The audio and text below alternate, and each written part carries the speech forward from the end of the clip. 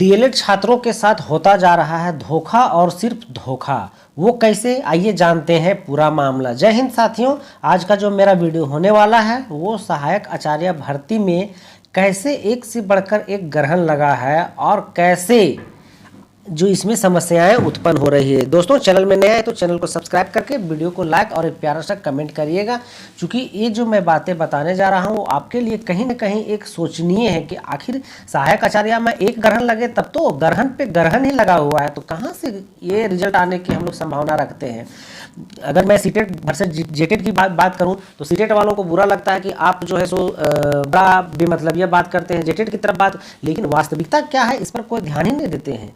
तो दोस्तों आइए देखते हैं क्या है पूरा मामला। मैं एक बहुत पुराना वीडियो लेटर लेकर के आया हूँ, उससे रिलेटेड जो बातें बताने उसको थोड़ा गौर से सुनिएगा और समझने का प्रयास करिए। ये जो लेटर जो निकला था दोस्तों, आप यहाँ देख पा रहे हो 19/6 के डेट में निकला था। क्या है? झारखंड कर्मचारी चयन आयोग, झारखंड प्रारंभिक विद्यालय प्रशिक्षित सहायक आचार्य, संयुक्त प्रतियोगिता 2023 से विज्ञापन संख्या जो 13, अधिसूचना संख्या जो है आवश्यक सूचना जो था 40 में। इसमें क्या सूचना निकल करके आया था 19/6 को, उस पर हम लोग फोकस करेंगे। क्या फोकस करना है कि जैसा कि आप यहाँ देख पा रहे हैं कि क्या है कि माननीय झारखंड उच्च न्यायालय में दायर याचिका संख्या दिया हुआ है अमृता कुमारी एवं अन्य बनाम राज्य सरकार एवं अन्य में दिनांक 11/6/14 को पारित अंतरिम आदेश के तहत परीक्षा संबंधी आवश्यक सूचना संख्या 22 दिनांक 4/4/2024 एवं आवश्यक सूचना संख्या 29 दिनांक 20/4/2024 द्वारा रद्द किए गए वैसे पंजीयन संख्या जिनके द्वारा अपने ऑनलाइन आवेदन में के शैक्षणिक अर्हता में न्यूनतम 50% अंकों के साथ स्नातक अथवा इसके समकक्ष तथा 1 वर्षीय बीएड, द्विवर्षीय बीएड विशेष शिक्षा के अभ्यर्थी को इस शर्त के साथ परीक्षा में सम्मिलित होने की अनुमति दी जाएगी कि नियुक्ति के पश्चात राष्ट्रीय अध्यापक शिक्षा परिषद द्वारा मान्यता प्राप्त शिक्षण प्रशिक्षण संस्थान से अपने खर्च पर एक अवसरीय रूप में 6 माह का ब्रिज कोर्स उत्तीर्ण करना अनिवार्य होगा। अर्थात ये जो मामला है आप सबको पता होगा कि जब सहायक आचार्य का नोटिफिकेशन आया था तो ये जो है केस किए थे कि आपके जो है हम लोगों को भी इसमें बैठने देने कुछ आए थे। लगभग कितना मैं अभी बताता हूँ, लगभग 3000 समथिंग है। ये 3000 समथिंग ने भी बातों को रखा था कि हमें भी इसमें बैठने का मौका दिया जाए। ये जो सीटेट वाले तो हैं, ये जो मामला विशेष करके आया है दोस्तों वो है कि जो बीएड वाले थे, जो बीएड वाले हैं और सीटेट वाले हैं उनको क्या था, सीटेट वालों को तो मौका मिल गया। ये बीएड वाले जो है कि 1 to 5 में बैठने की जो बातें बताया जा रहा है कि यदि वो 1 to 5 में बैठते हैं और यदि पास कर जाते हैं, सही है, यदि 1 to 5 में बैठते हैं और पास कर जाते हैं तो फिर उनको बोला गया था कि एक अवसर मिलेगा आपको कि ब्रिज कोर्स आपको पास करने होंगे।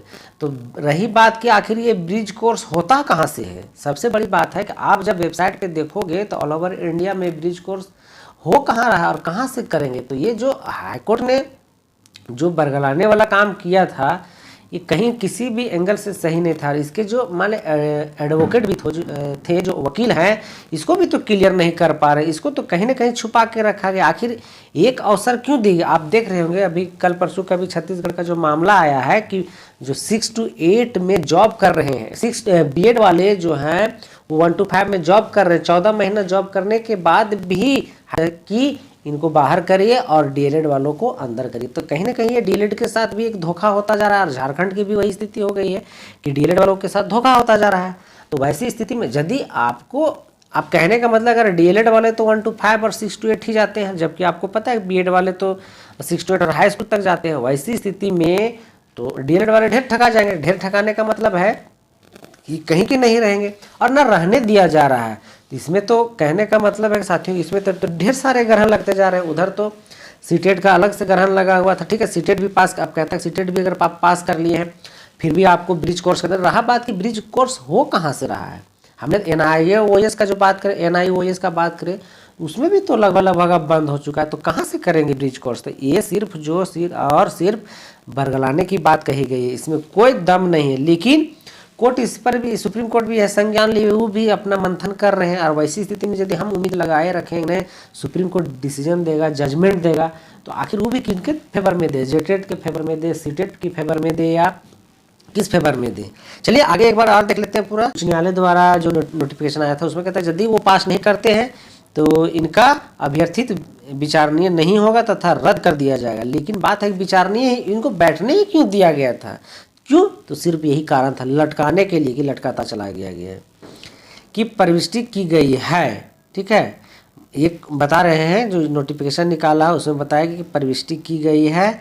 अब इसमें आगे क्या है, पुनर्बहाल अभ्यर्थियों को, संबंधित अभ्यर्थियों को पुनर्बहाल करते हुए परीक्षा हेतु अवसर प्रदान करने का निर्णय लिया गया। तदनुसार पंजीयन क्रमांक संख्या भी निम्नलिखित, अर्थात कह रहे हैं यहाँ जो पंजीयन संख्या देख रहे हैं आप कितने लोगों का निकल करके आया है, तो 3033 लोगों को फिर से यही तो लोचा होता आया है बार बार की। और जबकि आप पिछला नोटिफिकेशन भी देखेंगे, अब बोला गया है सुप्रीम कोर्ट के द्वारा ये भी ऑर्डर दिया गया है कि बीच में आप किसी तरह का बदलाव नहीं कर सकते। लेकिन यहाँ क्या है ना, हम पहले भी हर बार बोलते हैं कि झारखंड का कोई भी नोटिफिकेशन जो होता है उसमें जब तक मामला कोर्ट तक नहीं जाए तो लगता ही नहीं कि वह झारखंड का। अब ये 3033, अब क्या है कि ये तो मामला लटक गया है, ये 3033 भी तो लटकाए हुए हैं। अब ये सीट किसका मारेंगे, तो 125 डीएलएड वालों को मारेंगे। और जब डीएलएड वाले ये मारेंगे तो केस करेंगे। और सबको पता है कि एक बार जब नौकरी लग जाती है तो बाहर निकलना बहुत मुश्किल है। यदि आपको नहीं समझ आ रहा है